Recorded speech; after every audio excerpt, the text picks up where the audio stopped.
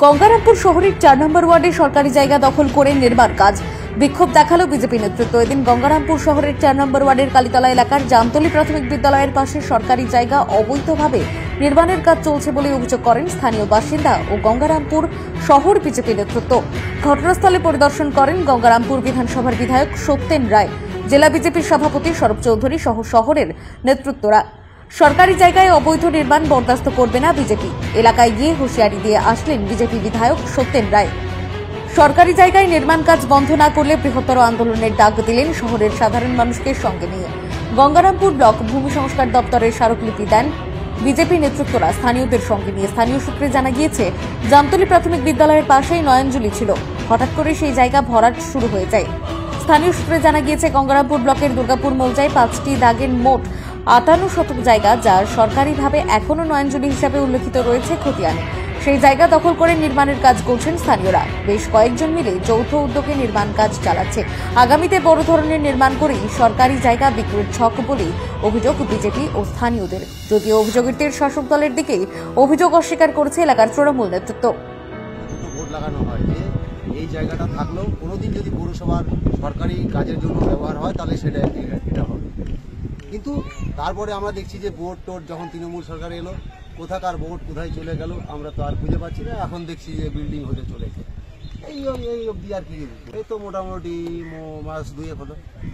এই জায়গাটা পুরো জলাভূমি ছিল, নয়নজলি ছিল, আপনারা দেখছেন বালি পড়ে আছে, এগুলো পুরো ভরাট হয়েছে।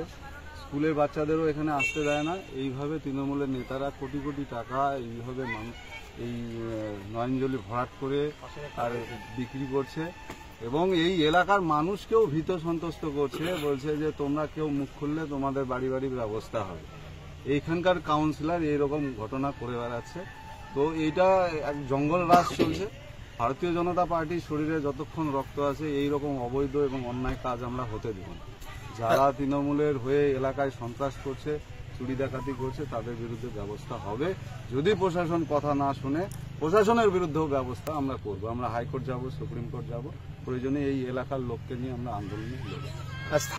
যে এখানে জামতলা প্রাইমারি স্কুলের সামনে এখানে দেখেছেন আপনারা নয়নজলি রেকর্ড করা আছে, নয়নজলি করা আছে। এখানে সব 58 শতক জমি, 58 শতক জমি তৃণমূলের জমি মাফিয়া, এই অত্র এলাকার তৃণমূলের জমি মাফিয়ারা জমিটা দখল করে ওরা বিল্ডিং বানিয়ে বিক্রি করবে এবং এখানে তৃণমূলের সর্বস্তরের যারা নেতা তাদের সমর্থন এখানে আছে।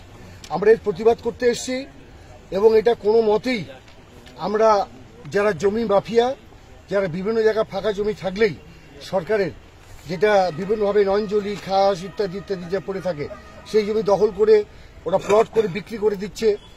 এই জমি মাফিয়াদের বিরুদ্ধে আজকে বলতে এসেছি। এই এলাকার মানুষকে আমরা এটাই বলছি, সবাই মিলে, যে আপনারা সবাই মিলে পাশে থাকুন।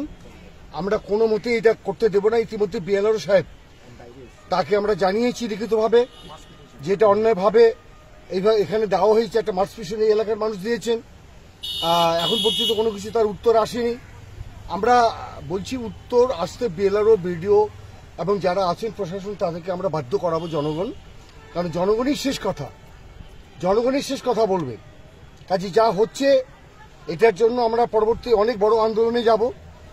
আমাদের মন্ত্রী, আমাদের এই অত্র এলাকার এমপি ডক্টর সুকান্ত মজুমদারের কাছে বলা হয়েছে, তিনিও আসবেন এবং এর প্রতিবাদ আমরা করব এলাকার মানুষকে নিয়ে, সাথে করে নিয়ে।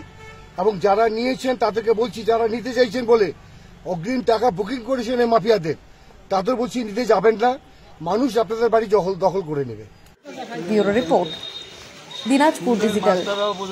নর্থ বেঙ্গলের সেরা সুপার স্পেশালিটি হাসপাতাল জীবন রেখা, অভিজ্ঞ ডাক্তার, আধুনিক lab, 24x7 emergency services, neurology, cardiology, orthopaedics, gastro, দন্ত ও চোখের চিকিৎসা একসাথে, আইসিইউ, এনআইসিইউ এবং এনএবিএল অ্যাক্রেডিটেড প্যাথোলজি ল্যাব।